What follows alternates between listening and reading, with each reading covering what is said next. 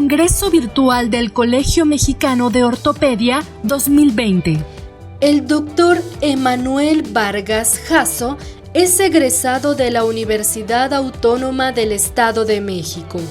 Realizó sus estudios de especialidad en ortopedia en el Instituto Mexicano del Seguro Social, para posteriormente realizar un curso avanzado de alta especialidad en cirugía articular en el Instituto de Seguridad Social y Servicios para Trabajadores del Estado.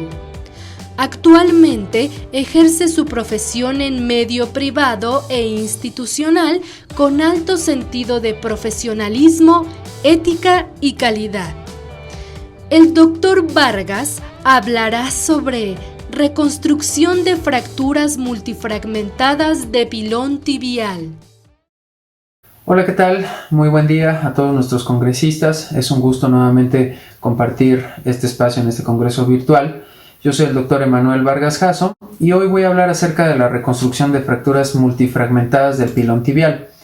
Nuestros objetivos son identificar la importancia de las lesiones de los tejidos blandos que se asocian a estas lesiones, analizar clínicamente y radiológicamente los patrones de fractura del pilón tibial.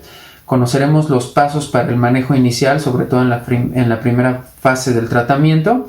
Identificaremos los abordajes quirúrgicos y aprenderemos los pasos que hay que seguir para poder reconstruir sobre todo la parte articular del plafón tibial. Seguramente todos hemos tenido pacientes con este tipo de lesiones y hay desde las más simples y lamentablemente por frecuencia existen las multifragmentadas. Cuando nos enfrentamos ante una lesión de esta magnitud también podemos ya ir esperando que vamos a tener una afectación mayor a nivel de las partes blandas. Y esto es de vital importancia porque puede trascender de manera definitiva en el pronóstico de nuestro paciente. Por ello, será importante elegir el momento ideal para que hagamos un manejo definitivo, ya que podemos tener complicaciones si no logramos tener un cierre primario de la herida y tener que recurrir a rotaciones de colgajos fasciocutáneos. No menos importante será la clasificación de estas fracturas con el objetivo de tener un diagnóstico mucho más preciso y tener un pronóstico de estas lesiones. En cuanto a los patrones de fractura o de presentación, vamos a tener aquellos en donde hay una angulación en varo, donde nuestra superficie de tensión es en la cara anterolateral. También vamos a tener ahora una desviación en valgo, donde la cara externa se convierte ahora en una superficie de compresión. Y finalmente, pudiéramos pensar que tanto la cara interna y la cara interna están intactas, pero tenemos que tener mucho cuidado aquí porque significa que nuestro mecanismo de lesión es en eje axial y por lo tanto va a haber una impactación de la parte central del plafón tibial. De tal forma que tendremos que tener esto en consideración para el momento de la osteosíntesis. Seguramente vamos a necesitar aporte óseo.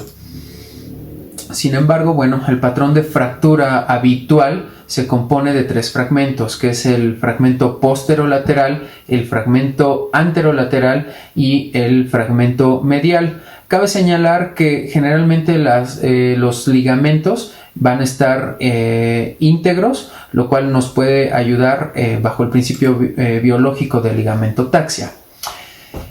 En lo que respecta al manejo inicial, yo siempre recomiendo colocar un fijador que nos permita no solamente dar longitud, sino que además nos permita alinear el eje diafisario de la tibia con el astrágalo.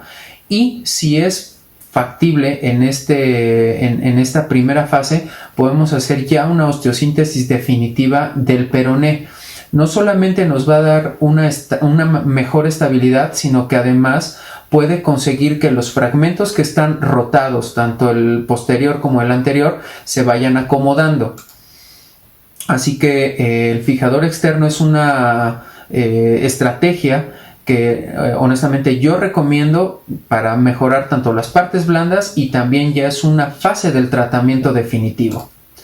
Una vez que ya hemos elegido el momento ideal para poder manejar de manera definitiva al paciente, entonces tenemos varios recursos. Aunque puede ser raro, pero habrá algunas condiciones donde así lo amerite el manejo conservador. Se puede llevar a cabo con un aparato de yeso o de fibra de vidrio.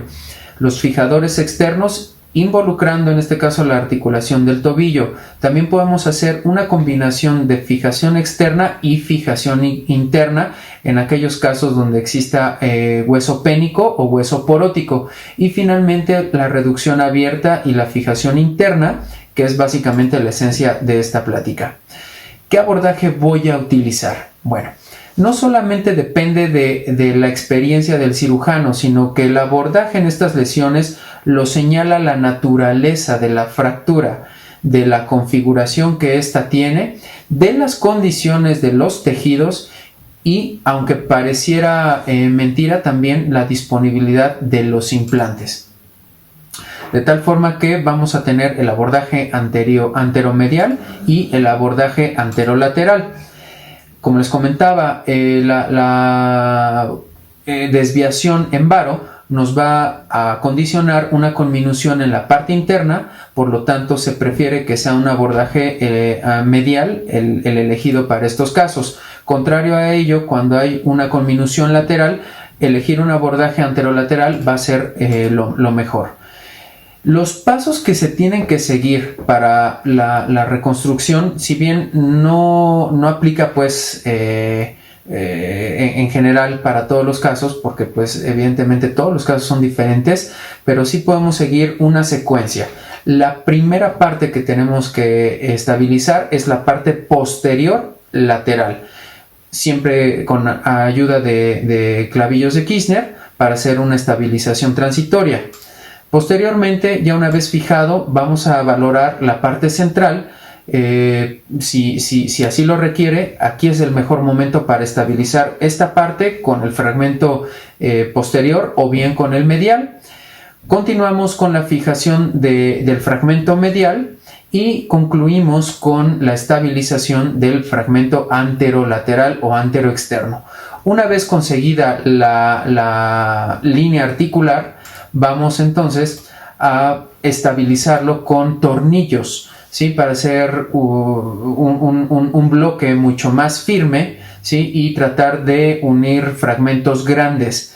Claro está de que no es una osteosíntesis definitiva, sino que ya una vez armada esta estructura, ahora sí vamos a elegir el implante que nos va a brindar mucho mayor estabilidad. Generalmente los implantes que tenemos a nuestra disposición son las placas.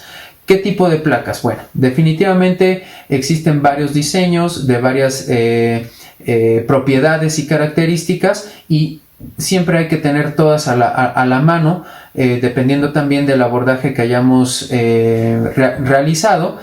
Y no demeritar incluso placas pues de las más básicas, como son las tercio de caña, que nos van a ayudar también a estabilizar estas lesiones. Bueno, entonces tenemos placas de estabilidad angular, placas incluso del set de mini fragmentos, como en esta diapositiva, donde utilizamos una placa 2.0 para corregir la parte más distal, y como son fragmentos muy pequeños, pues también utilizamos tornillos de menor diámetro. Así podemos conservar la mayor parte del stock óseo. Ya una vez armado nuevamente, vamos a complementar con placas de mayor estabilidad, de mayor rigidez, y repito, o sea, podemos utilizar placas muy versátiles hasta placas de lo más básicas como una tercio de caña. Sin olvidar, y no menos importante en esta última diapositiva, el cierre definitivo de nuestro abordaje, ¿sí? Por ello, nuevamente reitero el poder tener mucho cuidado con las partes blandas. El objetivo es hacer un cierre primario y no complicarnos con necrosis de la piel que vaya a exponer nuestra osteosíntesis y que culmine en una infección y en un resultado completamente catastrófico. Con esto concluyo mi participación. Les agradezco muchísimo que a través de este canal de comunicación podamos llevar a cabo este congreso virtual. Muchísimas gracias y nos vemos en la siguiente.